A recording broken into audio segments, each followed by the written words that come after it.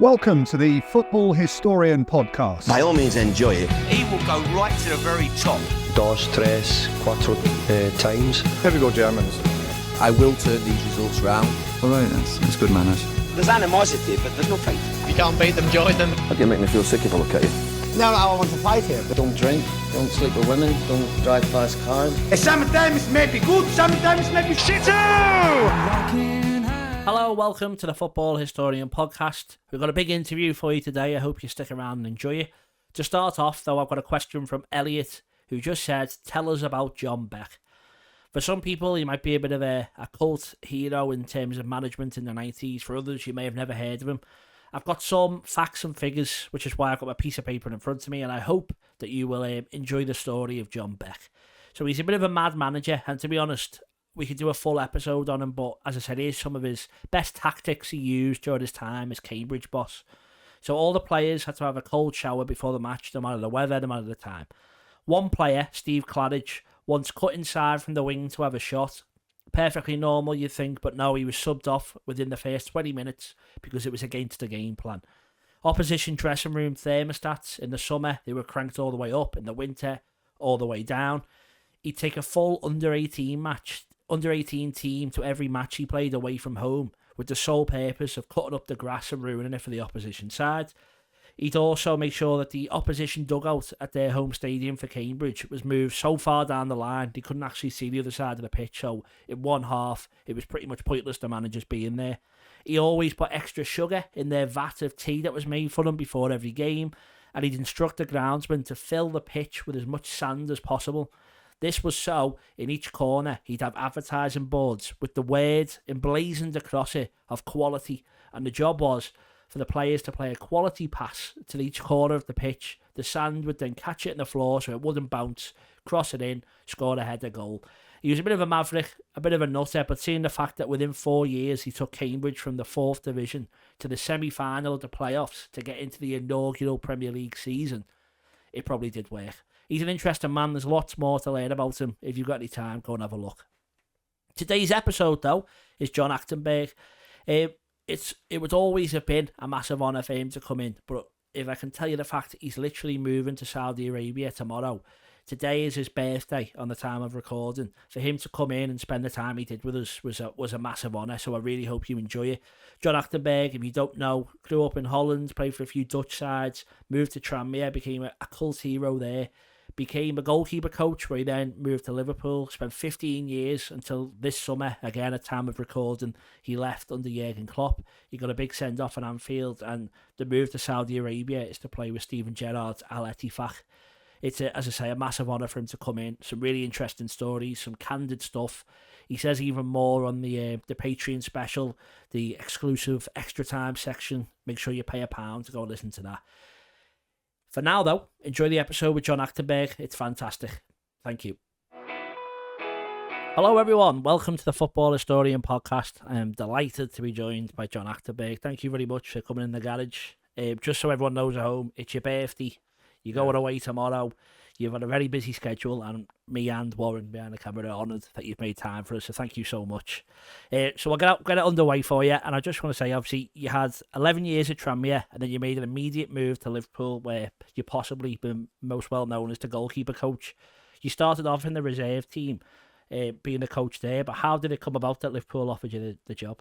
First and foremost, thanks for the invite, and it's always good to talk about Liverpool and Tranmere to an extent as well, because it was a big part from that. How it come about, really,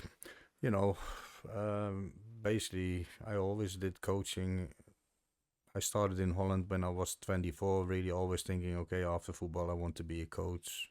So already did the coaching there.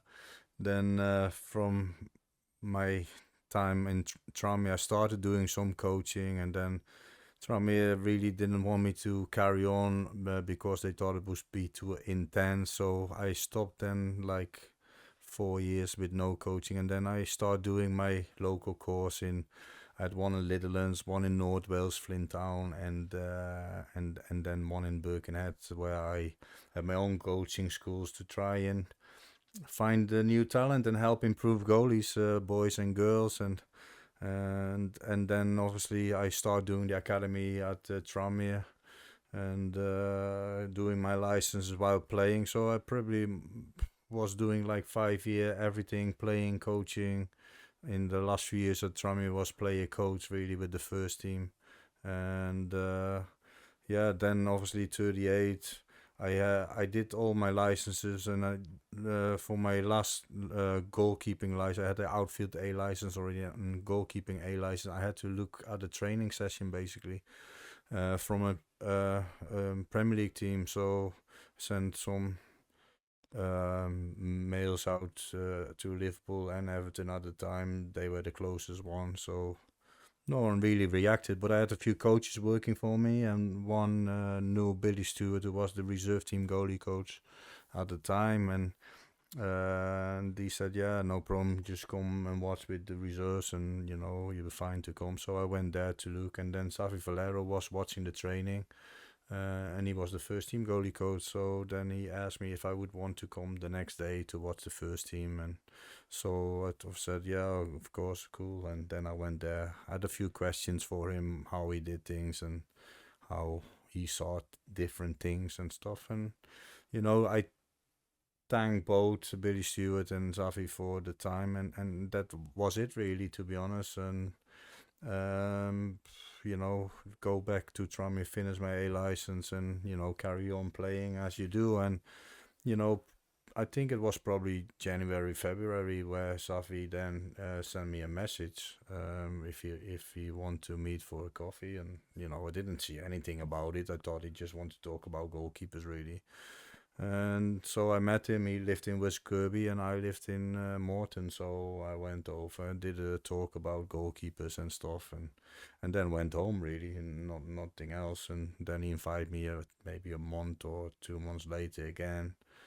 And I had actually my whole setup, how I saw things, written down what each goalkeeper should know from under 9 till up into the reserve team, how they what steps they should be able to do in each year in terms of technical, tactical, and positional, and communication and stuff like that. So I said, I wrote this. I said, if you have a chance, have a look at it and see if you actually think a little bit like or what would you think can be, or so, something like that it was. And, and then left it with it. And then I went maybe another month or 2 months, and he asked me again. And I think after the third or fourth time, I thought, okay, he asked me so many times and he's really busy, so why would he do it and stuff. And I think in the last time he said, if I would be interested to do the 21 reserve team basically with all the academy, overseeing the academy. And I was 38. I probably could have played 1 or 2 years longer on, and then offered me obviously the job to do that. And I thought it would be the right step at the right time to do after playing. So then I joined Liverpool as the coach, if you like, in the reserves. But you were there for quite a while. Obviously, coming from Holland to Tranmere, we'll talk about your playing career later. But obviously, you've got quite an affinity with the area that you've stayed here so long. Yeah. I think your first team opportunity came whilst Roy Hodgson was manager. Is that right? Yeah. So how did that come about? How did you get promoted? Yeah, that was basically the year after. Obviously the club was also a little bit in the transition period. In that moment, the playing squad was not top really. Probably they had financial problems, so they couldn't get top players to add to what some of the good players they had and stuff. And obviously I went after 1 year on holiday, and in the holiday it was decided, I don't know if Benitez left by himself or stuff, but he stepped down basically, or left, and so did all the staff, and obviously Shafi left as well. So I was on holiday, and then Sammy Lee rang me and basically said, John, we starting with Roy the pre-season, but his goalie coach is not there. If you can come over to help out. And I actually was in the US, and he said, I said to him, you want me to come tomorrow back? And then I take the flight back and I come to help tomorrow. And he said, no, just wait till you're back on Monday, and then we start Monday. So that's what happened. So I come in, you sit in the office, Roy is there, and he said to me, yeah, John, thanks for helping us out. It can be a week or 2 weeks, and then you obviously go back to the reserves. But I need to wait for my goalie coach, Mike Kelly. And said, yeah, it's no problem. Anything I can do is fine. So then we started the things, and obviously after 2 weeks they go on pre-season, and there was no goalie coach still. But they didn't agree with Fulham on the package to get Mike out there. So I started there. On the way home, Roy said to me, like, I really like your work and stuff, and, I want you to stay and help Mike with the first team. And that's what happened, basically. So I was with the first team, obviously, when obviously not so good to start with, and after 3 months, obviously, Roy left.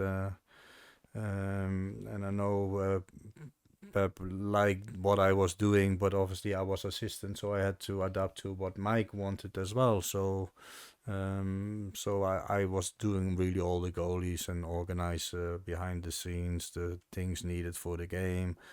And when Pepper was in the goalkeeping training, obviously Mike was there. Mike wanted to do the things he wanted to do, and I just served him then. And when he left, I did the things I think was right for the goalies left. And obviously Kenny took over. Kenny had to ask Pepper if he wanted to bring his own goalie coach. He would have wanted to bring Achterberg back. He was in the past obviously there, and he was with the national team in Valencia at the time, and Achterberg didn't want to go back to Liverpool. He wanted to stay in Spain and Valencia, and so Pep said, then I want to work with John because I like his work. And that's how it went. Yeah, so that's Pepe Reina, you're saying there. So so obviously that's a big vote of confidence, and obviously you worked alongside or worked for, I don't know how you'd say it, but a lot of great goalkeepers at Liverpool. I just want to maybe have a quick word about some of them. I think one of the first ones, obviously, who came after Reina was Simon Mignolet.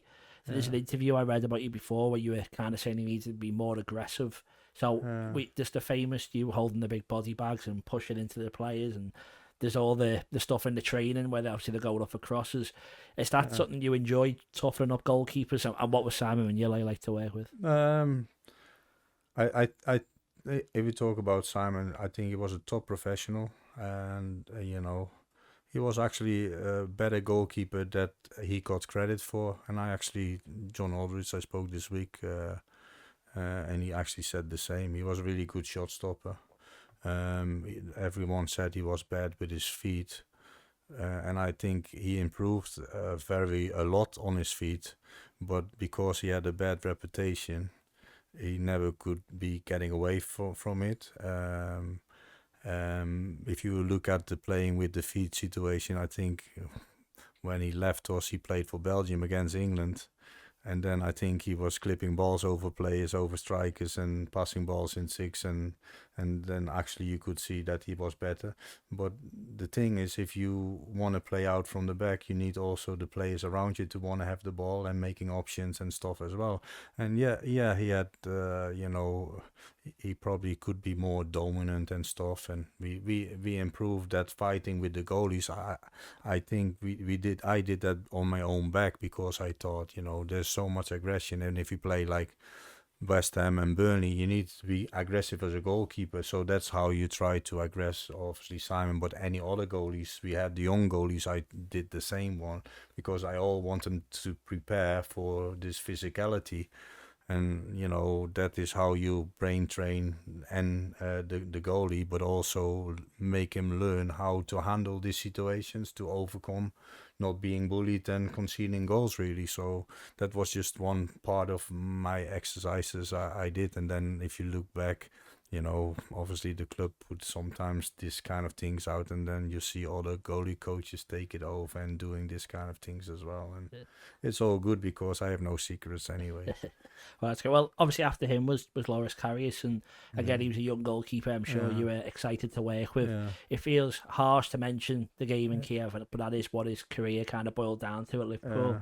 Obviously you were there first hand. How hard was that for you and for him to watch him after what happened in Ukraine? Yeah,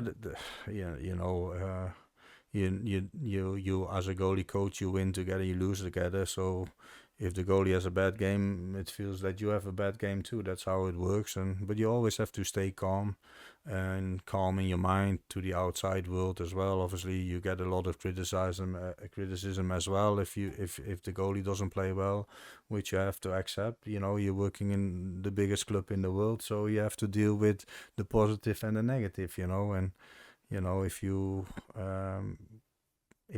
have these situations, you try to stay calm. And obviously when it happened, you feel also bad inside for sure. But the first thing I did is when it happened, after the game you run to him and you get him off the floor and say, come on, you have to be strong now. And it's gone, you can't change it. You have to be with the players and be together. You win together, you lose together, and that's what I did really. Yeah, no, obviously he's struggled maybe to get a first team place back in the top level. Do you still speak to the keepers after you leave? Do you still speak to him now? There's not many goalies who I have no contact with. I actually this week I spoke Pep. I spoke this week Simon, Brad Jones, Danny Ward. So just a few. Obviously I spoke to Ali. All the young goalies I work with at the club, I still speak to, So I think that also shows that you be always respectful with them and be honest with them. I obviously speak to Adrian as well. And, so I cannot tell you actually. The one but I only worked with him for 1 week. I think Cavalieri. Diego. Yeah, Diego. I think that maybe the last time I spoke to him was a year ago. So, but everyone else, even Donny, I actually saw Donny in the US. I met him in the US when I saw Ali and Taffarel. So, you need to be having a good relationship, but you have to be honest. And I never wanted to be too close to the goalie either. I ask him on the training field sometimes how it is in the house and stuff, but I would always leave them to themselves after the football. And with Karius obviously got married, so I sent him a message and he sent me a message back, and that's how it goes. As a goalie, wherever you are, if it's a Liverpool or the other club, you have to be 100% on it to make the steps and make a career. And that's obviously a big part of your job, staying in touch, and obviously by the fact that you speak to them all, it shows that you are doing a good job. Alisson Becker, you've mentioned him there. Best in the world? Yeah, that's my opinion, but I have to say that I don't know if you saw what the were the best goalkeepers in the world, the top 10, and I think that was a disgrace basically that whoever made that list, that Ali was not in there. I think the guy who made that list or hasn't got a clue about goalkeepers, or I'm not sure how he saw it, but he had actually, although we didn't play Champions League, he had an unbelievable season.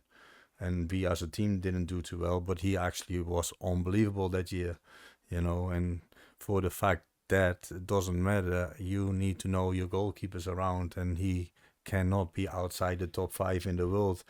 In my opinion, he is the first one on the list, but if for someone not to consider him in the top 10 is a disgrace. Yeah, well, I echo that definitely. Obviously, best in the world for me, but your opinion's a lot more important. When we talk about Alisson, there's obviously one moment I think that you might guess I'm going to ask you about, West Brom, that goal. Obviously, it wasn't just, didn't mean so much to the team, obviously, because it went on to get top 4 because of it. It wasn't just that, it was what happened to him away from football as well. So what was that like? Did you tell him to go up? Was it your instruction? Did we owe it all to you? Yeah, no, in the end, he did what he did. No, the only thing, how it went, obviously, the situation with his dad was really emotional also for me, and yeah, I find it still emotional. We got even emotional to get on the field about it. But yeah, I don't know who was the referee, but it was. They put 4 minutes extra time on the clock was 94 basically, and we had a corner. So and it was 1-1, and I felt we had to win the game to have a chance to get in the Champions League, because otherwise we would have been 5 points behind with 3 games left, if I'm correct. And if we win, it would have been only 2 points, I think. So something like that it was, and Leicester was above us at that time.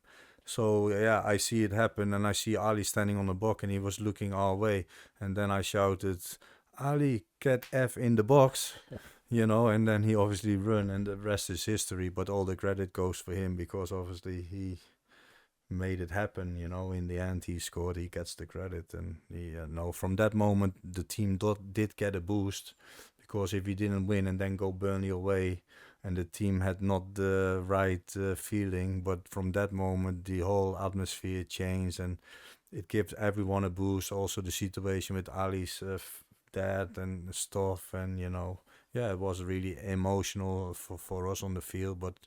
Because we both had the feeling it was like his dad was there for him at that moment, you know what I'm saying? And that's crazy, because I've been in the same kind of situation, losing your dad in a different way, but it's still like that, and and yeah, we helped each other with that for sure in that period as well. But everyone else was helping Ali with it as well. It was Corona time, and it was not easy. So all the players were and the coaches and the club, everyone supported him as well, and he also didn't want to let us down. He overcome and showed on the field that in the back of his mind was there, but he was there to focus. And he said in a way it was God's will, so he used that to carry on with playing well. I've got a signed picture of the goal on the wall over there, so I can name. I can't say if it must have meant a lot more for you being on the inside, but as fans, I think you know how much it meant to everyone as well. Of So course, cool. Quivien Kelleher, he was described by Jurgen Klopp as the John Achterberg project. Is that right? How early did you spot him? How did you spot this young kid in Ireland, and how did it happen? Yeah, you don't sign him on his own, but. What happened is Mark said, yeah, he's been on trial at Man United, and now he's playing in the game for them, and I think he went to watch him. He liked him, and he said, yeah, he's not tall, but so we decided to bring him in so I could also have a look at it, and so we bring him in. Man United decided not to take him. Yeah, and I liked his movement. He was quick and agile. Obviously, technical had a lot to do, and physical he had a lot to do. But I had this discussion also with Pep in the office. Yeah, we all liked him and stuff like that. I said, yeah, I remember that, Pep. I said, but the problem was, if he would have been costing 500,000, we probably would have not got him, because we could not sign a goalie who didn't look a goalie at that moment in time, because physically he was not ready, and then it's a gamble, and for 500,000 is a big gamble. So we usually sign a 16-year-old when he is really already in the right frame, and 100% that he's gonna be the right way we're looking for him. But he was 30,000, so I said, yeah, that's a no-brainer, because in the worst scenario you would be still could make the reserves and and be a good goalie, even if it's a training goalie or whatever. So obviously we signed him, and obviously he improved a lot in the first 1 or 2 years he was in the academy. I bring him over probably with 16 for the first time, so he was 1 year in the academy, and I bring him over with 16, and I had also Kamil Grabara at the same time, two really good, talented goalies. So, and I know how it went. I bring Grabara first up to the first team, And then I had the chance to bring them both because I always wanted to create young goalies. So when I was on my own, I also work with the young ones. I bring them up, and sometimes I work with 4 goalies, sometimes with 5, and I try to find the right program because, physical, I was still really fit as well. So I could do it on my own, but I always wanted to have the young ones to make the next one for the future. So, on that stage, I had Camille and Queef, and I said to Queef, listen, Queef, I really like you. I said, you're so quick and reactive. I said, we need to improve a few things. We definitely need to improve a little bit of strength and stuff, physicality, strength. I said, because at the moment, if I have to make a choice for number 3, if we get an injury, it will be Camille, because if we play Stoke, he is physical ready. I said, and you not. I said, but I tell you now, inside a year, you can overtake him for sure, because I like your agility, your speed, and your movement, and that's what happened. I have to say, Camille never wanted to be a number 2 goalie. He always wanted to play and be a number 1, and we created for him the right steps. And obviously, I always said that he will be also make it to Poland number 1, and obviously he already played for Poland as a number 1, and we sold him obviously to Copenhagen for 3 million, and now he's been sold to Wolfsburg for 15. So Liverpool should get still some money for him as well. So yeah, that's how it went. And obviously then Queef came full time. First one, Camille was full time, and then Queef came full time. I had them like a half year both together as competition and stuff. And then obviously Camille go out, and then Queef was there as a number 3, and we had Lonnes as a Lonergan as a number 4. And obviously at that moment he keeps improving, and that's how we worked. And from number 3, obviously in one stage we discussed it, and we changed with Arjen from number 2 to 3. Although that was for Ari a really hard period, but I always said, Ari, Queef is a big talent. He's done every training really well, playing well. So we all felt that was the time. I said, but we still need 3 good goalies. So we want you for sure to stay here also next year when your contract is out. Because, we need 3 good goalies, and you're one of them. And that's what happened, and he accepted it. And Adrian was an unbelievable good guy, and, he did a really good job, win some trophies as well. And that's a bit how it went. Yeah. Well, obviously, I was lucky enough to come and meet you at the Goalkeeper's Mural Wall. Obviously, the book, Tommy Lawrence is right behind you. To have the keepers you've worked under, plenty of them on the wall. Obviously, the club's been very successful, but obviously so the goalkeepers as well. So that must be pride for them, but for you as well, to see Adrian, Kelleher, Alisson all on that goalkeepers wall that you made happen as well, by the way. Yeah, no, it's great. No, it was the idea, idea really to do it, to bring the history, to show all the young goalies coming up. Like, if you want to be good and you want to be the number 1, you have to be like these guys, Obviously Reina is on it, and then Ali, and that was really cool, because me and Ali went for the first League Cup final. Obviously the boss said we make Keller the League Cup so we get the experience, and the boss stick with it. We could have got a lot problems as well, because most of the clubs, when they go to the final, they change the goalie and put the number 1 in, and the boss said no. Because it was in the first, I think it was the first final, where I think we played in the semis. We play Arsenal, if I'm correct. Yeah. But Ali didn't play for like 2 weeks. So the boss said to me, John, I think we need to give Ali a game, because, it's important that he keep the rhythm. And I said, yeah, I agree. And I think it's the right thing to do. So we had to tell Keller, okay, although you did really well, you made a few penalty competitions, one on the way, but this game, the boss said it doesn't matter which result we have on the away game, you'll be back in goal. So, and if we get to the final, you'll be playing. So, and that obviously happened. But Ali said, when we walked outside, he said, like, John, it would be cool, because we have Adrian already on the wall. He won the Super Cup on his first week, really, that we can get the Queef on the wall as well. I said, yeah, that would be really cool. And obviously that happened. So obviously you were the person who made that wall happen, so that just shows that a little extra bit of like motivation for the players as well. And now every day, Kelleher, even now when you've left the club, he still gets to see his face on that wall. So that's obviously so you made happen. But we're gonna have a quick break, and then we're gonna carry on talk about your coaching career and your playing career. No So problem. we'll see you in a sec. No worries. Welcome back to the next section of the Football Historian podcast. Sorry, Pete. I'm really sorry to interrupt you. But where'd you get that shirt from? Oh, this Latium number's just from Classic Football Shirts. Where'd you get yours from? Thank you. Mine's from Classic Football Shirts as well. Wow. Well, when I bought my shirt, I used the code TFH10 to get 10% off all orders. Did you use the same? I did. I used a discount code. I think it was the same as yours. Oh, TFH10. Oh, that's great, because if you want to get 10% off all your orders, you can use TFH10 at classicfootballshirts.com. Unbelievable deal. Hello, welcome back. Part 2. Thank you for not running away. Just first question on this part, I want to ask about Željko Buvac, the old assistant manager.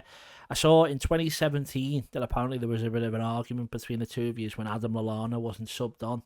Oh. I read before. I'm not sure if you remember that, or what I was going to ask about was how heated does it get on the bench, either with your own team or with the opposition team? Oh, I actually cannot remember, but I have no problem with it, to be honest. If you're in the fire line, I sometimes have it. I had it with Pete sometimes as well, or the boss have it with me, or anyone has it between each other sometimes. One moment where you maybe or disagree, or you do say something or whatever. It's no big deal.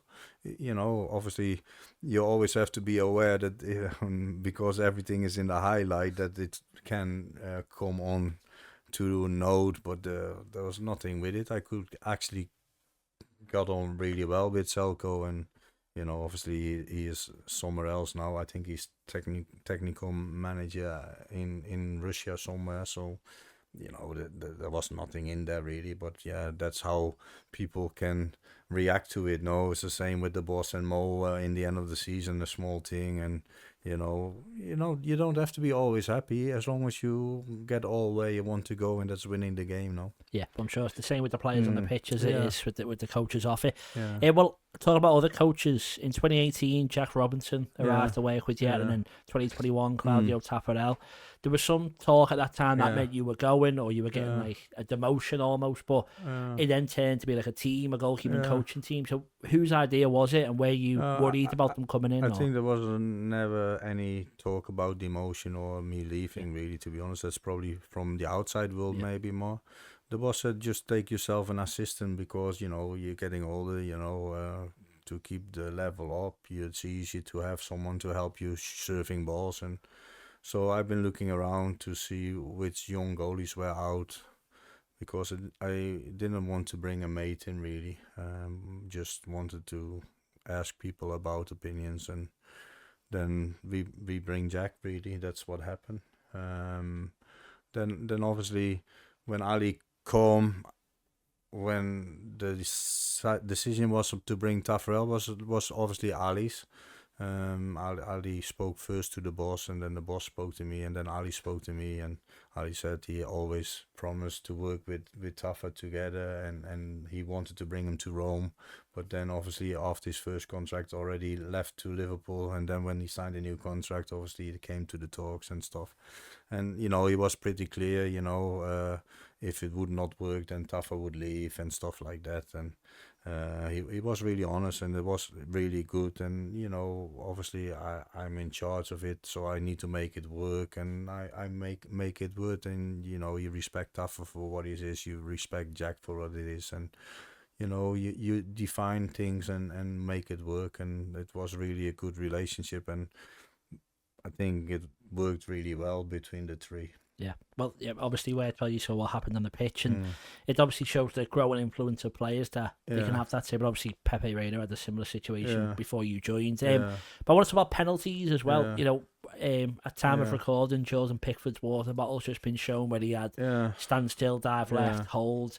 How much research do you do on opposition penalties, and then do you get a sense of pride when you say jump left, he jumps left, he saves it? Yeah, I mean,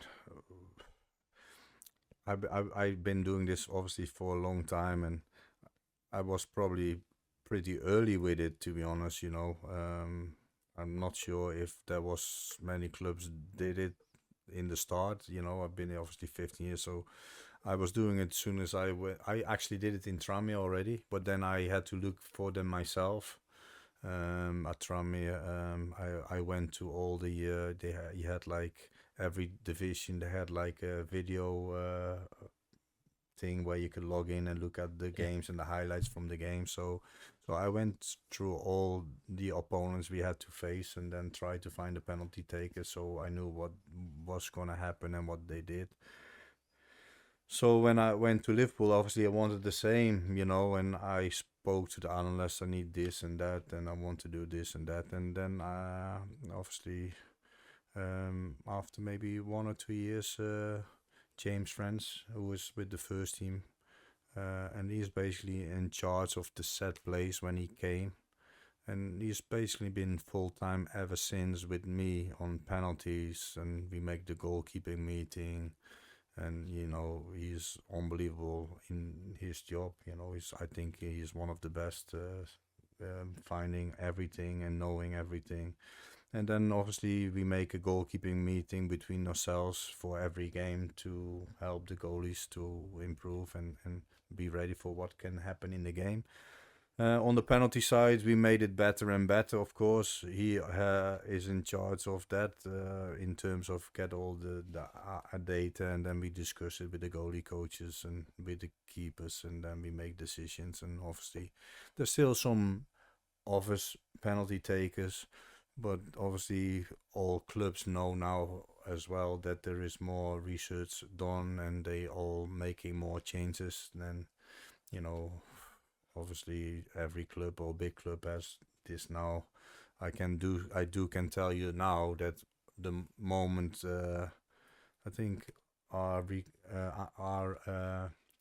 recruitment guys, they had some information from Atletico Madrid when we played Real, and they give us penalty takers. But I can tell you that James Friends had like 50% more penalties from all the players than what they give us, so that shows you what level we had compared to Atletico. So I would say he's one of the best around, and I need to give him also a lot of credit for it.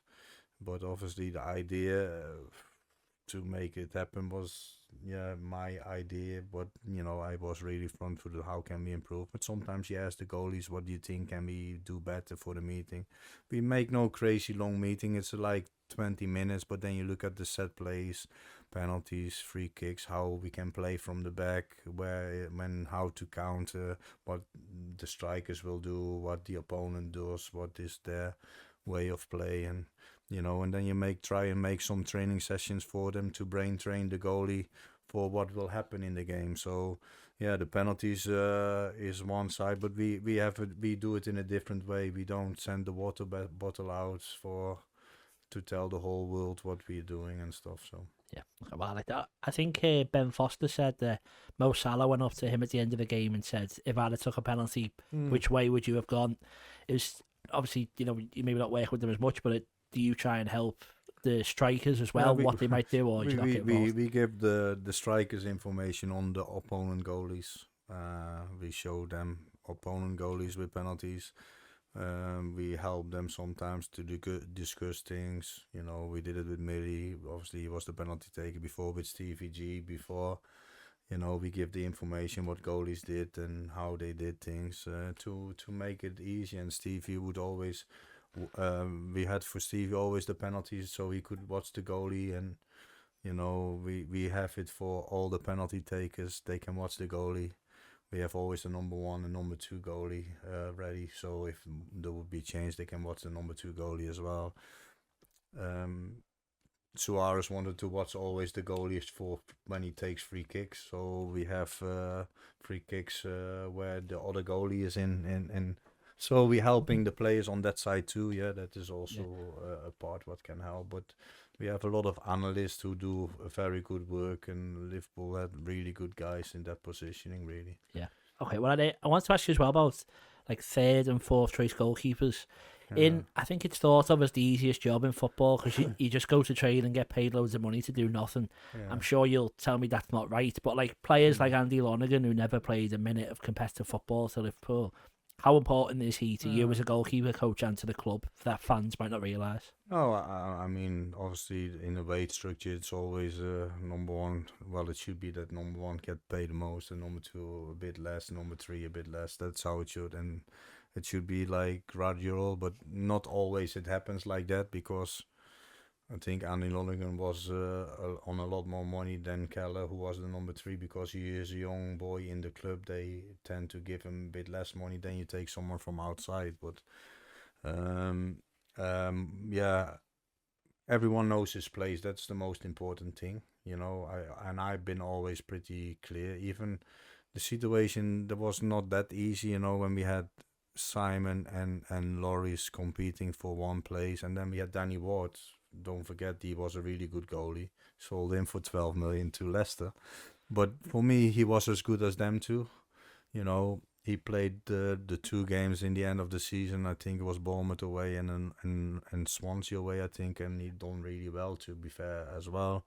And obviously, he showed it. He's still Wales number one. Obviously, the problem was he went to Leicester as a number one goalie, but then Schmeichel didn't get sold and decided to sign a new contract, and then it became a little bit a difficult situation for Ward. But Ward had really good qualities, and he is also one really what came through as a young goalie from the under 18s to the first team, and I had Wardy probably 3-4 years also with us. So on that side, it's all good really.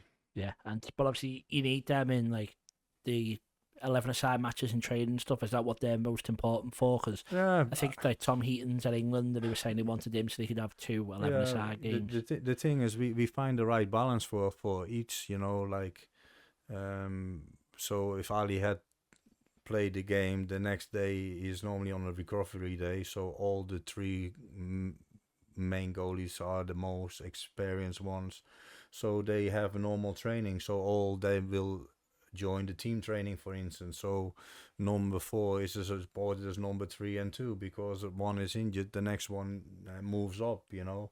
So I always treated everyone the same in that way. We make the same kind of program for each goalkeeper to have the same fitness level. So obviously number 1 and number 2 get the same for each game, because they both have to be ready to play. So the day before the game, number 2 would do exactly the same training as number 1, because you don't know what will happen, you know. But then the number 2 obviously have extra training the day after, you know. So on the after the recovery day, Ali is back in training. So we always tend to keep Ali the second day, the whole session with us in goalie training. So number 2 and 3 and 4 will do still the team training. So we find a balance. So they all get used. Yeah, the only thing is right. Number 2, 3 and 4 will not make too many minutes playing wise. But if you have a young number 4, he could be playing in the reserves. So, you know, we had obviously Adrian as a number 3. He don't really play in the reserves, and Keller played in all the cup games. So, but then we had Fabian, Marcelo and Harvey Davis and Viet, who was on loan, done really well, you know. So we had one of them playing in the reserves. In the start of this season, we couldn't get everyone out on loan, so they all 3 play one after each other in the reserve. So in gym it's the same. We try to make the right gym program for each individual, how to improve, you know. So it's a big process, but if you do it enough, you'll have it all stored in your head to do. Yeah, I'm sure it sounded like a lot of juggling, but yeah, I'm sure you know what you were doing by the end of it. I just want to ask you again about Peter Kravich. Obviously, you're leaving Liverpool. You've had a lot of interviews. I watched the one that the club did where you all sat there, obviously having like your meeting. It was, and obviously it was recorded. He told a story about you shouting "Kill them now" to the Man United bench or during the game. Can you just explain that story and why he found it so funny?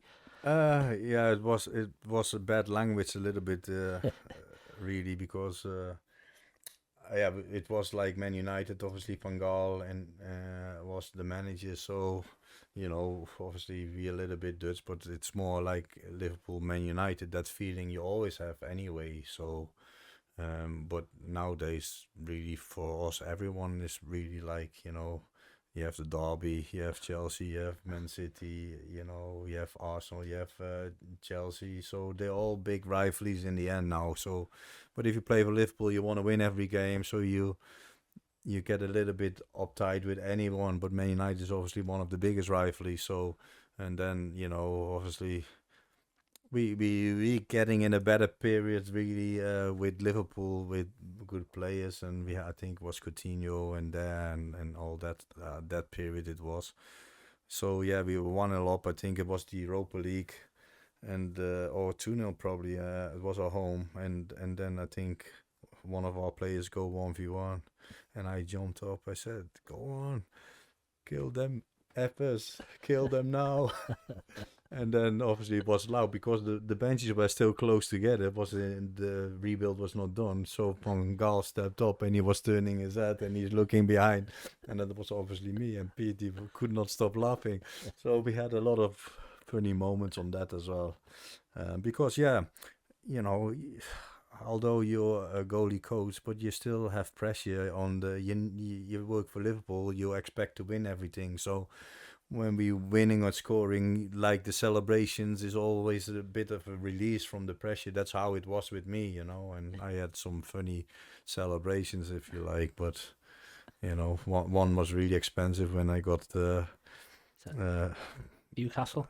Newcastle. I was going to say that you got charged for abusive and/or insulting gestures towards the bench, but that was Carvalho's last-minute winner. Was it that one? Yeah. Well, I probably did similar to the Newcastle fans. It's just that you're unfortunate you're with the camera on you and with people getting watched. Maybe. Yeah, the problem was, they were playing like Atletico Madrid tactics, and faking injuries, and and making 6-minute throw-ins, and that's play the game and do normal and not be like silly like that. No, show that you have balls to play and not like playing like shit houses really, and that's what they did.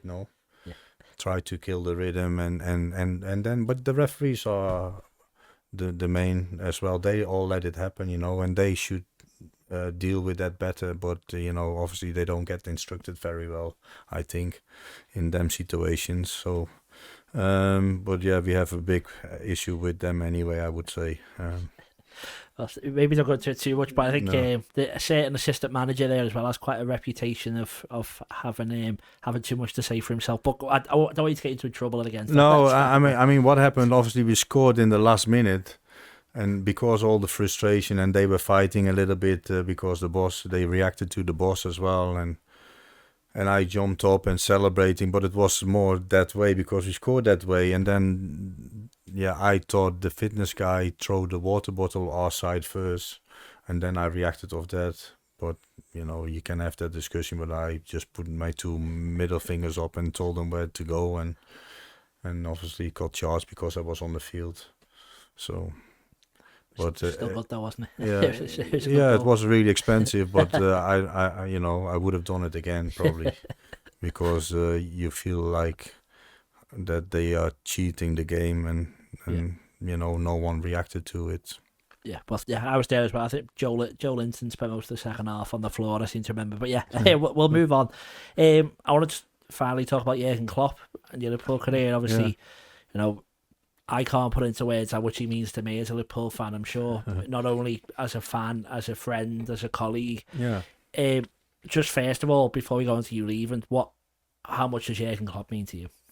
Yeah, he's an unbelievable guy, and my wife will say he loves the people, and yeah, we all love him, for what he is. He's a really good guy, and you can talk with him about everything, and he knows how to treat people, and his man management skills are. Well, he's probably one of the best in the world, really, if not the best. For Liverpool, he was definitely the best manager in the world, I think. There's not many top managers in the world, and he is one of them. And I think for us, he was the best.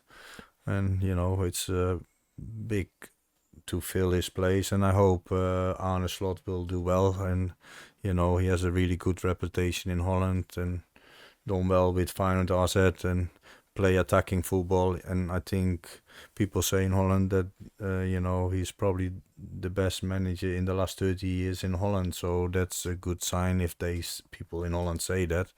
So hopefully it will work and we can win more trophies, because that's what we are for now at Liverpool, winning trophies. Yeah, well, and obviously Jurgen leaving meant that you left the club as well. So Yeah. was it immediately obvious when he went that you would be going as well? Did you want to stay? Did the club make you go? Or did you talk to Slot? How did it all work out? No, Ali wanted me to stay. He wanted to keep the whole department to stay, because the first day it went out was also a shock for everyone. And Ali said, yeah, John, but I don't want to change anything. I want to keep everything. I said, yeah, I understand. I said, but when this happened, my contract is finished in the end of the season. And I don't want to gamble on it, if you like, and hope and see what will happen. So that's what happened, really. So I texted with my Gordon and said basically, I don't know what you're planning and stuff and what the ideas are, but I think it'd be silly to change the goalie department because it runs well. But obviously I cannot make that decision for you, but I can only say that obviously my contract is running out and I have to start looking for a new job. And obviously I went and started looking, and that's how it went. And then obviously I told Ali, I said, yeah, I have a chance to do this new job. Ali asked me to really wait with it if I could, because he wanted to keep me. But I had the family in the house pretty early with the offer. We talked. Obviously, I'm joining Stevie, and I said, I like the idea as well to do that. Stevie, I know as a player, he's a really good guy, and he's been a great player, and he's been doing a good coaching job at Glasgow. Obviously, Villa, and not everything went perfect with a lot of injuries. It was not easy, so he waited for a new job and got there the chance to do something. And he asked me to help to make a goalkeeper department and try to improve the goalies. And it's a good adventure to try and creating Saudi goalies. So that is the plan. Obviously, we need to find a new goalie, and it's a good thing to do. And in the end, it was the right thing as well, because obviously Liverpool wanted to change the whole department basically. But in the end, they were smart to keep at least Taffarel, because if they would also change Taffarel, they probably told Ali to find a new club basically, because you have to be smart as well. So yeah, and it's good because Staff is a really good guy, and it's perfect that he's there for them. Yeah, well, that's it. It's a new adventure. Obviously, you're reuniting with Gerrard and Andy Fairth as well, who obviously was at the club. I know you've just said it there, but maybe we talk about just Saudi football. Gini Wijnaldum's there, seems to be enjoying it. Jordan Henderson didn't spend so long there. Yeah. Are you worried or excited? No, I'm not. I'm not worried. I actually, when I spoke with Stevie, when he asked me, I said, yeah, I like the idea, and I look forward to a new challenge as well. It's good to do a new challenge for sure. It gives you energy. And I said, to be honest, I can work anywhere. I always actually wanted to work all USA. I would work in Thailand or Indonesia or Qatar, and obviously now this is Saudi. I have not really some kind of feeling, I can only work in the Premier League or I can only work there. I would always consider everything, to be honest. And I didn't look further as soon as I spoke with Steve. That was pretty early, maybe 2 or 3 weeks after I had the conversation with the boss. We were on the right way on when the boss announced. And 2 or 3 weeks later, I was in this mode already, and And I said to my wife, I said, we cannot gamble to wait in the end of the season if I have a job or no job. I've been here 15 years. They know about me.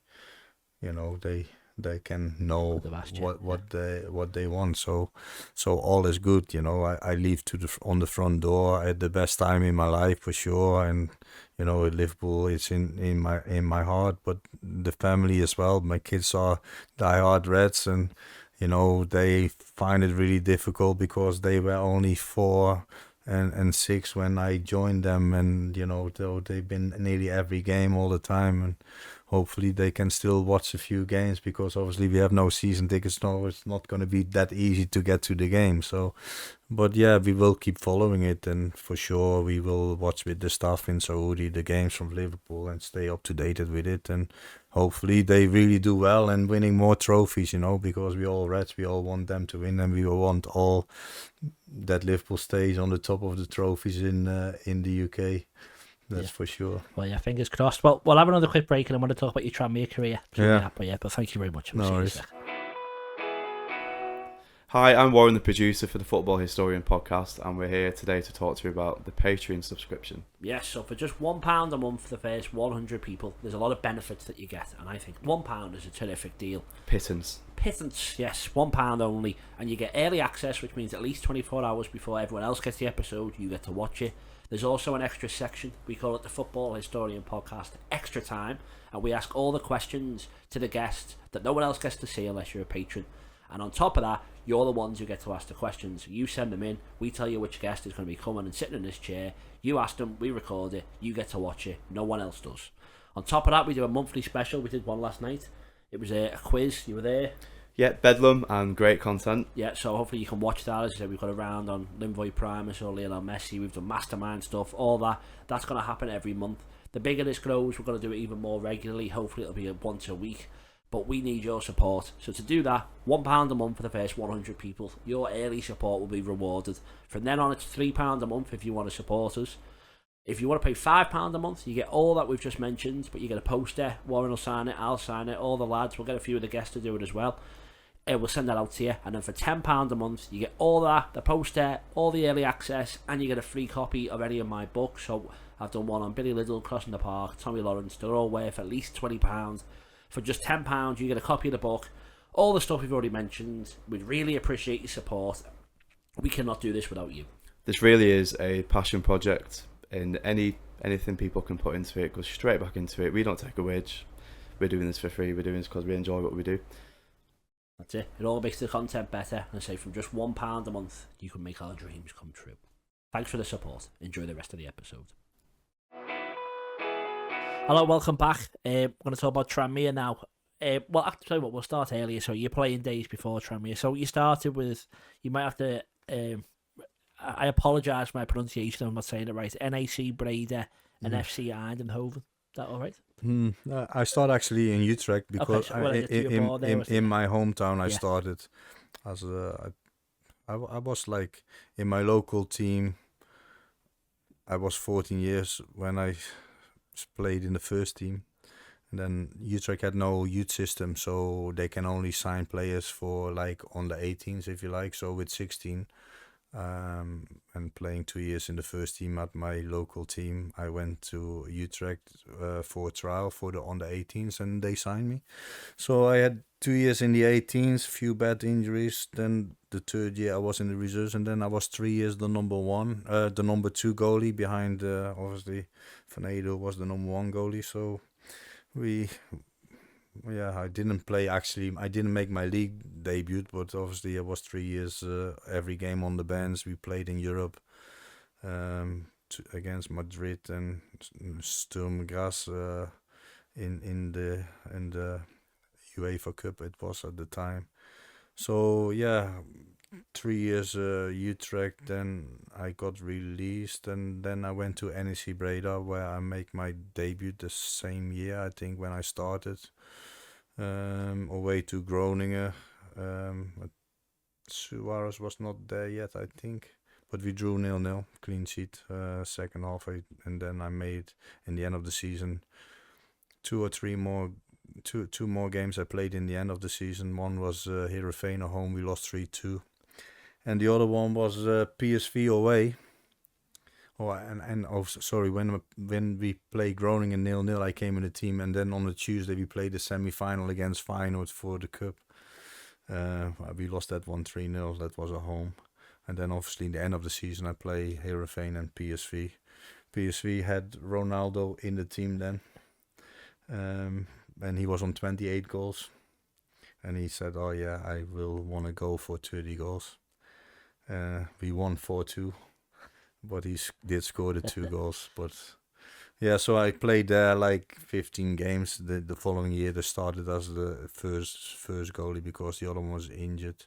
That summer, my dad died really. So from that, he saw me actually one live game against Heerenveen. That was the last time. So he missed everything from my playing career, basically, and my coaching career. But I said at the time to him, like, you know, I'm good enough to be a number one, and I will make it as a number one goalie for sure, because I see the training and I know I just need a chance. So I was at NEC Breda 3 years, and they offered me another new contract, but the Boston month started, and I said no, I want to be number one, and I went to Eindhoven, just the second team. PSV is the first team in Eindhoven. Eindhoven were in the second division. So went there, played the first season. I didn't like it. I thought it was too amateuristic. The players, they had not the same mentality, because NEC Breda was like having a good team. Van Hoordijk was the striker. They were like in the top 6 in Holland, and then going to the second division is a massive difference. So I wanted to leave pretty early. Utrecht wanted to sign me back, and they offered 200,000. They turned it down. But I told them I'm not going to stay here. But then the second year I got injured, and I had no team to go to. And yeah, in Holland it works a bit different, because they signed the teams filled up in March, April for the next year. Where in England, I didn't know that. They start signing players in the start of pre-season. Some they get renewed in May, but some get renewed in July when they start again. So when I come back from a bad injury, I was out for like 5-6 months. I started in Telstra in a second division team 1 week, and then I got the offer to go to Willem II, where Sami Hyypiä was at the time, to train there, to be fit. And they had a really good manager, Co Adriaanse, who was also manager for Porto, Salzburg and Ajax, and won the leagues with all of them. And he made the players so fit that year. Willem II, I think, finished second and got Champions League with an average club who normally finish between 10 and 18 really. They finished second with Sami as the send-off, and then obviously he went to Liverpool. So I was there 3 weeks, and because the intensity, I was so fit, I got a chance to go on trial at Tranmere, and went there 2 weeks, played 2 games, 2 clean sheets in the reserves, 1 Wolves away and 1 Grimsby at home. Stopped the penalty in both of the games, and I was on really good in training. So they wanted to sign me as a replacement for Steve Simonsen, who went to Everton. I saw Steve Simonsen in the training, and I thought, you know, he goes to Everton as number 2. I don't think I'm worse than him, to be honest. So that was good to see the level.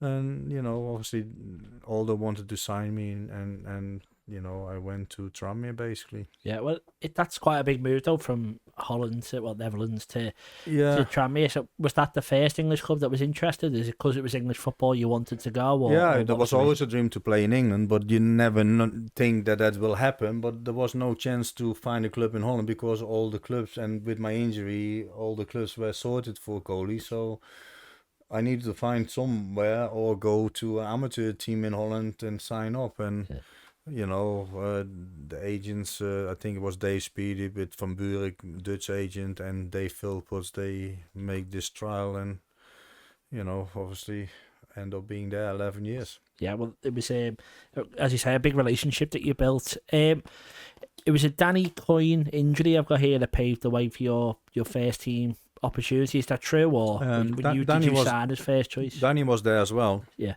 and Danny was injured, so I was straight in the team basically playing. Played I think Swindon home, televised, and clean sheet 0-0. We drew at home. Yeah, and then when you arriving, obviously you said you had your trial at the the reserve. Sorry, were you happy to arrive as a number 2 and try and fight your way in? Is that what was in your mindset when you came, or was it to be number 1? There was no discussion about if I come as a number 2 or something like that. Yeah. I just came there and try and play. Well, and you said about Camille Grabada before, like he always wants to be a number 1. Was that your mindset? I have to be number 1, or were you happy to try? I left NEC Breda because I want to be number 1. No, and in the end, obviously, I think the year we went to the League Cup final, Liverpool wanted to sign me as a number 2 behind Westerveld, and it was between me and Afexa, and they took Afexa. So that's how close I was. They were talking about 3-year contract and the salary and everything, but obviously Haulier decided to go for Afexa. That's how it went. Yeah. Okay, and then obviously you mentioned there that the cup run was quite special for Tranmere at that time. Obviously there's the victories over Southampton and Everton. Yeah. Can you talk us, if you obviously at the final, when maybe it wasn't as good of a memory, but the cup run, how special was that? Those days at Prenton Park? Yeah, but we had good players. We had young players. We had like Alan Marn. Jason Kumas was close to get in there, David Kelly, Gary Jones, Lee Jones, John Morrissey, I think, was the right winger, Thompson right back. We had Clint Hill, John McGreal, so really good players, and there was some, Liam O'Brien was there still, the internationals, all can play. We had a really good team, and the problem was, obviously, we got into trouble when we played in all the cup games. And I was telling Aldo this last week, the problem why we got relegated was we had to catch up, like, in the end of the season, like 5 to 7 games. And we were behind. And, and we had not enough width in the squad to keep every 3 days 1 game and firing, and the others had the fucking week rest to jump, and that was just not enough, and that's how we get relegated. And if you get relegated, it's not easy to get back, really. That was a bit the issue, and the money was getting less and less with Tranmere, so every year the squad become less and less, and in the end you cannot avoid it then. So 3 years we turned it every year around. We got in the bottom, and then the first years I was there, we finished mid-table, but the last year, obviously, with the good cup runs, we could not change that, so that's how it went. Yeah, and then I've got here from the cup final, you weren't given the chance to start. Yeah. There's talk of it was because of a contract request from yourself. Is that true? Or well, yeah, the for sure it was the situation with Liverpool wanted to sign me, so I was not going to sign the contract, and I think Gary Jones had the same issue. Gary was in my house actually yesterday, and he said, they said to him was not going to start if he didn't sign the contract. The real reason, although could not remember, but it's also no big deal. It's history, and I have a good relationship with Aldo as well, and decision be made, and you have to deal with it. I would have loved to play 5 minutes at Wembley. It was the old stadium, but I've been there in a cup final in the old stadium, the last one with the League Cup, and I obviously had a few cup finals at Wembley with as a coach, so it's been all good. I'm pretty calm. Yeah, okay, well, that's fine. But obviously, a Kevin Muscat penalty save against Millwall was described as one of your best appearances, obviously being on the telly as well. You said there you had 2 penalty saves in the reserves. Was penalties one of your best assets, would you say, as a player, or was that just lucky that you were on telly? No, it's not my best. I think I was a pretty all-round goalkeeper, and that's probably why I fitted with Liverpool, the way Liverpool play. I teached always in Tranmere all-round goalkeepers. I want to create all-round goalkeepers, so that's why I bring Shamal from Tranmere to Liverpool, and I had to fight every time in the club by, he is staying, because people wanted to release him, and I said no, because he will be 6'4". You need to look at the long period, and he's playing in the Scottish Premier League now. But the problem is, if there's too many captains on a ship, then it doesn't work. If you have a goalie coach who has a bit knowledge, you should leave that knowledge a little bit with them. But unfortunately, there's too many people who want to have a say, and then that's where it goes wrong a lot of the time. So, the Kevin, I had a good game. I made a few saves in that game, but the penalty, I make the week after a penalty save against Luton, I think, and no one talks about it. But that's because it's on the TV, that's how it goes. But I was a pretty all-round goalkeeping, playing high lines, sweeping up. I could kick the ball from 18 to 18, so we kicked the long ball in Tranmere onto Wayne Alisson or David Kelly. Second ball was trying to score, really, and we had Dave Chandler throwing the ball from the halfway line in the box, so every second ball was a chance as well. So we had a really hard team to play. It was a little bit like the Sean Dyche Burnley at the time, or the Everton he created now, if you like. So we had really intensity, and Aldo was a really good manager in that. He made a lot of hard work, and he screamed at the players. He motivated players really well, and then we had Celia as the assistant to help with the tactics as well. So they did a really good job for a limited budget as well, and and you have to, and I respect Aldo really, and like Sammy Lee, they both been massive in in England. Sammy Lee bring me to help with the first team, Aldo bring me to the UK, so that's why I always regard them highly, and I will always back them. Yeah, great. Well, you had such a long career at Tranmere, but it nearly didn't end very well. I think it was in 2007 they released you. There's no testimonial offered to you. You end up staying at the club. I think there was quite a bit of outroar from Tranmere fans at the time. So what was that like for you when that happened? Yeah, It was great what the supporters did. They started a petition against the club, and they wanted to get the national television involved. Crazy, but that's how it went, really. I mean, I think I was 9 years in the club, and I got back in the team, and then got a short back pass. I did my posterior cruciate, so I was injured. So. But I was doing weights and stuff, and Tranmere said to me, "Oh, we cannot offer you a contract because, we're not sure if you are fit." I said, "We can go outside on the pitch now, and I can dive left top corner, right top corner. I kick the ball as far as you want because I can do everything. I'm fit now." But they said, "No, you have to come back in pre-season." So I remember I ring Vaughan. He was the chairman at Chester, and I asked him if he was looking for a goalkeeper, and he offered me 2-year contract. So basically, obviously the supporters started the petition and stuff, and I went to Chester. So I drove on the way to Chester, signed the contract. Tranmere ring me on the way, and I thought, "Fuck you, I'll see you later, I'm going." You can bleep that if you want. And then I signed the contract, went back, and then my wife said, "Oh, they've been on the phone," and I said, "Yeah, Monique, they don't want to give me the contract, so what do you want me to do? It's not, you need to look after the family, no?" So then she said, "Oh, they asked you to come in too." So I went there, and then they said, "Yeah, we want you to stay." I said, "Yeah, I'm not going to stay." I said, you want me to come back in pre-season to see if I'm fit? I told you I'm fit.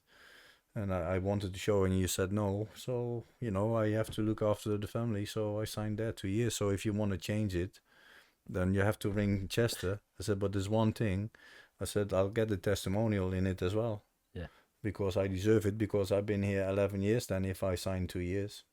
So that's what happened. I was player coach and got the testimonial, and Tranmere was a good time, but the contracts was always a problem because there was players on double money than me, and I was player of the year, and they always tried to take the money off me because they know I didn't want to move the family and I wanted to stay, so they tried to use that as well. And yeah, that's the problem if you are a club who haven't got a lot of money. But yeah, you also sometimes have to be smart and reward the right people. But I had a great time, so. Yeah. I'm still supporting Tranmere now and hope that they do well. And, that is football. That is obviously how you see it from your point of view as well. And I can understand it now. You coach also from the club's point of view or from their side. Yeah. But on that time, you have to find it for your own right, if you like. And, I hope that Tranmere find the investment they deserve. And they, when Palios come in, they try to change a lot and have nice training facilities and stuff, and they have still a nice stadium. It just needs some investor to help them really to can get the club a little bit higher. Championship is probably the max they can reach, but I think they should be higher than League 2, but you need a bit help. Yeah, well, that just shows fan power as well there. Obviously that you had to earn that by them loving you so much, but for the fans to have so much respect for you, that must be a lot as a player as well. It's cool, and I felt it this summer really, and it was pretty emotional. With the fans at Liverpool, it was crazy too. The reception I got when you're leaving. The week leading up to it was pretty emotional. It was not easy because you've been there 15 years. It's just a big time of your life and probably the best time of my life. I made so many friends and, I get so many positive, humble comments. That's really touching and it makes me emotional, really, I found it hard to not get emotional of it. I actually feel it coming already. So, but it was unbelievable, right? And I enjoy every day. People sometimes said, you will have a day where you don't want to go in, but I have the best time of my life and I had a great time at Tranmere. Ups and downs you always have, and I hope that the club can carry on winning things and that they make the best of it, and that they can make a new area after Klopp really, and respect the history and making more history. That is what we want, no? Yeah, well, that decision to move to the Whittle in 1998 couldn't have gone much better. We look at everything that's come from it now, so obviously that says a lot about how good you are as a player, how good you are as a coach, that people are so upset to see you go at both places, so that's a testament to you as a person as well. And I always make time for everyone as well. That probably helped as well, but I always thought, I'm no different than anyone else. I want to be the best in what I do. Create the goalies. I wanted to be the best goalie, and I want to be the best goalie coach, and I wanted to create goalkeepers, and and I think it showed in Tranmere. Tranmere never had a young goalie making the first team before I came, and I think of all the goalies I started working with, they had 5 who made appearance in the first team, and some played one played in Scotland, one played in South Africa, one played in the League of Wales, 2 moved to Wrexham, one moved to Wrexham, so, and some then end up in non-league. So if they back you and let you do the right thing and get you backing, then you can produce a lot. And obviously Wardy made basically the number 2. Kulaxi made a number 2. Krabara been a few times number 2. Obviously Keller has been number 2, but is really a number 1. I said to Keller like 5 years ago when he had not played too many games, I said, you're better than the gear. I tell you now, you are a lot technical, a lot better, kicking a lot better. Your reactions are a lot better, but you need to play to make it happen. And hopefully he gets a move because he deserves to be a number 1. And if you have 2 goalies like that, you probably have the best goalie squad Liverpool probably ever had on a number 1 and 2 position at the same time. It's crazy, but it was really enjoyable, to have them like that. Yeah, well, that's perfect. We'll leave it there for that bit, and I want to talk a bit about football history before we ended up. But thank you very much. We'll see you in a sec. are you looking for a Kazakhstani football team to support? Then I think FC Kemay is the team you should support. Do you agree? Growing up as a child, I always had FC Kemay posters on my bedroom wall. Well, and all the children of the Kazakhstani future will have FC Kemay posters on their wall because FC Kemay is the team to support, and because of that, Tom has made us a chant that we're all going to follow. So, up the Kemay, up the Kemay, up the Kemay. Make sure you follow them on all the social medias. All the posts and all the things you should follow will appear below us right here. And you should be a supporter of FC Kemay. Live, laugh, Kemay. The debate. Welcome back to the final section, Football Historian Podcast. John Achterberg, thank you very much again for being here. It means a lot. I wanted to ask you about you as a fan and your love of football before you got involved in the game. So what is your first memory of football or the first game that you remember going to? Oh, my first memory was FC Utrecht against FC Den Haag. So fan-wise, it's a big rivalry. Utrecht and Ajax is the biggest. Utrecht and Feyenoord probably second biggest, and then Den Haag got relegated for they out the last 30 years. But Den Haag was always big rivalry with Ajax, Feyenoord, and Utrecht, and there was always fighting and stuff. PSV was more like called a bit of the nicer clubs, if you like, but them, because they are in the center of Holland, they are more the rougher clubs, if you like. And so I went to that one with my dad. My dad first one, I must have been, I guess, 7, 8 or 6. So we won 5-0. So that was a good game. And who was your boyhood hero? Were you watching the goalkeepers, or were you normal like everyone else watching the strikers? Yeah, the goalkeeping wise in Holland was Hans van Breukelen, who played for Nottingham Forest. Funny enough, he was my first goalie coach at Tranmere, Neville Southall. I always liked. Players wise, obviously we had a few good players. I always liked Marco van Basten. He was from my hometown and it was unbelievable striker really. And fortunately, could not carry on until after 28 because of the injury. But he was, I think, already three times Player of the Year with the Golden Ball. So can you imagine if he carried on after 28, already won 3? But that's football. Yeah, and then if I can ask you about the best game that you remember, as a fan, you've been involved in, but the best game you remember growing up? Or... As a fan, it was probably not the best game, but for Utrecht to win the cup was pretty cool. And the cup was, they draw Helmond Spot in the final, or they got them in the final, but the draw was away really at Helmond. But because Helmond had a small stadium, they were a second division team. They swapped it to Utrecht, to the home ground.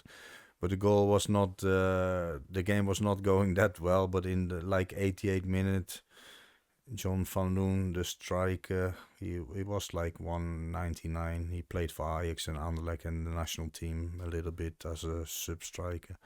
He had the ball and I was behind the goal and it went in the top corner, and obviously we won the Dutch FA Cup, if you like. So that was a good memory. Then I was probably 12 years to watch it, something like that. So yeah. And I normally ask people for the best 5 players, but seeing as I've got a goalkeeper and a goalkeeper coach, if I can ask for the top 5 goalkeepers of all time, would you be able to put them in order for me? Would you be able to do that? Oof. All time. I mean, if in my all time, yep. I liked Van Breukelen at the time, was good. I don't have him really top 5, but I liked Van der Sar. He was good, although he gone to the wrong club in the end. But Ali is for sure in the top 5. He's the top 1. I like Neuer, but he was really good at this period as well. So the Neuer and Ali, I think you could put them in their period. Ali has this period now. Neuer had the period before Ali. Both as the number 1, the way they are. That's the type of goalkeepers I like all round going forward. Buffon was pretty good, no. So goalkeeping wise, and I love Keller as well. You know, although yes, he needs to have a bit more long-term playing to show if he can get to that level. At the moment, he's showing a really good level, but this type of goalkeepers are, I call them like jumping athletes. You know, they have to be able to do everything. They have to, because shot stopping, you know, a lot of coaches, nowadays they think they need to play more with the feet. You still have to make match winning saves, and if you not train hard enough to make match winning saves, then the goalie will never get the level. You know, because a goalie with his feet doesn't win you the game. He can help you to counter attack a game, but you still have to make at least one. Even in a big team, you have to make one big save, and if you are as a goalkeeper not be good enough to be that, then something goes wrong. But there's new experts out, but for me, shot stopping is still the number one. And all the attributes you need to be good in crosses, you need to be good for 1v1, you need to be good in playing with the feet, left foot, right foot. You need to be good in defending the space. Some goalies standing only on the line.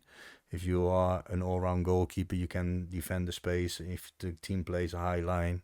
So you can play in any team, and that's the goalies I like, and that's always the goalies I would teach. Right.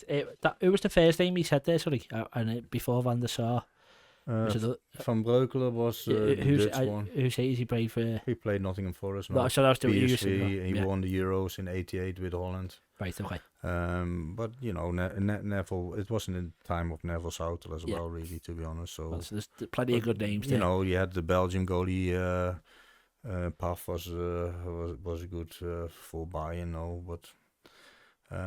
Players wise, you know, you had Maradona, no, Cruyff, and you have Van Basten, you have Messi, you know, so there's so many good players, ones, you know, and if you look at what we had at Liverpool, you can make so many good players. What I like on players is that they make you pay to watch a game, you know, like Coutinho, when he played for Liverpool, you would pay money to watch him. And actually, Thiago was a good player, although he retired now. But when he's fit, he can make magic passes. Bobby, crazy, what a player. Mo and Sadio, they could make some unbelievable things, with the ball and the feet and the speed. That's crazy, you know. So all this kind of players, it's a dream. You can watch them from close every day. Yeah. The entertainers, yeah. All right, well, and maybe a tough one for you again. Who is the greatest manager of all time? Oh, the one I work with is Klopp, I would say. If there's Cruyff was a good manager. You know, Ancelotti is an unbelievable good manager. Guardiola is a really good manager.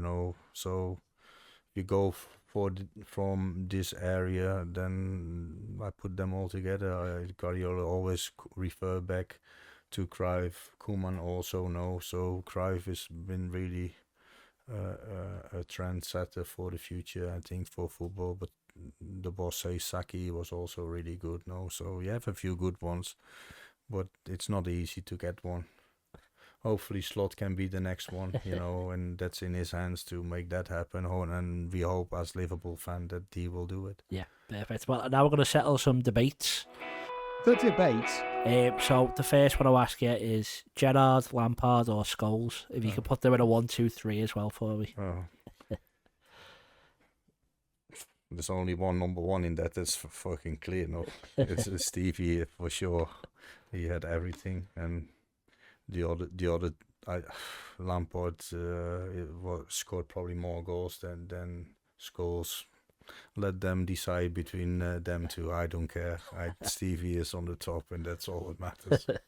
Right, perfect. The next one is Pele or Maradona. Yeah, that's a tough one. Maradona did a lot crazy things, and Pele as well. I couldn't name one. They both were slightly different areas as well, because you can put Messi in there as well, really, if you have them three. Come on, you cannot make a really choice. And actually Cruyff for Holland was unbelievable. I think it's not fair, you know. It's you just have to enjoy this kind of players if you have them, and yeah, I you know, because always they say Ronaldo and Messi. That's coming up, don't worry. Yeah, but Messi is more something I like because he can do something magic, and Ronaldo is obviously an unbelievable striker as well. So it's just personal opinion, though, in the end. Yeah, okay. Well, the next one, Messi or Ronaldo? Are you going to answer that one? I would go for Messi because I like this kind of crazy magic. But when we played him, I thought he was a diving cunt. So, yeah, that's true. And I think he has sometimes the wrong arrogance a little bit. So, and I don't like that. I like this football skills. But when we played him, he was fucking diving, get the free kick, and then scored. Yeah. You know. Yeah, so it was on Fabinho, wasn't it? It was never. I liked it when we played him at home and Robbo smashed him. So I thought to some, you fucking do him, cunt. Can we put it out like course, this or not? But that's no problem with me. That's how I talk as well in open. But you know, sometimes you have to be careful. No, that's absolutely fine. Don't worry. Yeah.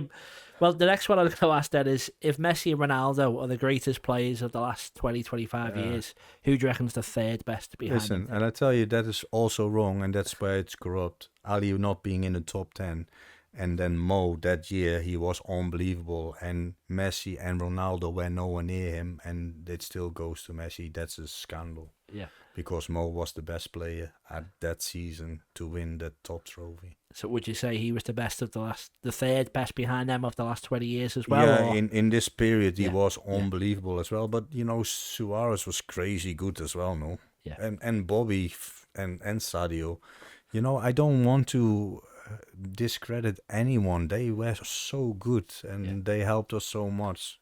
We had the best front three for a period, maybe 3-4 years on the bounce, you know, I would say. Yeah, definitely. I'd agree. Then the next one may be a bit tougher. Who is the greatest team to ever have played the game? So it can be Liverpool for that 2-year period, 3-year period. It can be Barcelona under Guardiola. It can be Brazil 1970. Whoever you think. Who's the best football team? So, yeah, we were unbelievable, you know. I think we were the best team for that period for sure. And the way we played, the energy, we could beat any team. Any best team probably as well in the world, although you had the Barcelona team, but the way and the style we played, we could have beat anyone. So it's disrespecting. I don't want to disrespect any team in that way, you know. That's just moments and periods, and City has been pretty consistent now as well for a period, so you have to give them credit. Well, that's fair enough. And then the last one, I'm going to ask you, well, there's two. I'll go with the goalkeepers first. You kind of answered it, but Buffon, Casillas and Neuer, we normally ask. How would you order those three? You know, who's the best? Or Neuer was, for me, the number one. So I was not the biggest fan of Casillas, but, you know, he has a great career, and he saved Spain for winning the World Cup against Holland with this block save from Robben. Yeah. Okay, and then the last question is club or country. Obviously, in Liverpool, it's very much club orientated. But maybe if you were as a player or as a coach, would you rather win the World Cup with the Netherlands or win the league, the Champions League with Liverpool, which obviously you did experience? I never had the winning with Liverpool everything. I think that's for me more important, I think, than winning the World Cup with the country, I would say. Yeah, that's your opinion. That's fine. Okay, well that ends all the questions. Thank you so much again. Is there anything you want to plug or anything you want to share to say before you go? Or no, I just hope it's enjoyable for the people, and you know. Thank you very much for joining us. It's been a pleasure for you to come here, and on your birthday, right before a big move to go and see Steven Gerrard in Saudi Arabia. Thank you so much. Yeah, it was fun to do, and hopefully all goes well with you. Yeah, all right. Thank you, and we'll see you next time on the Football Historian podcast. Thank you.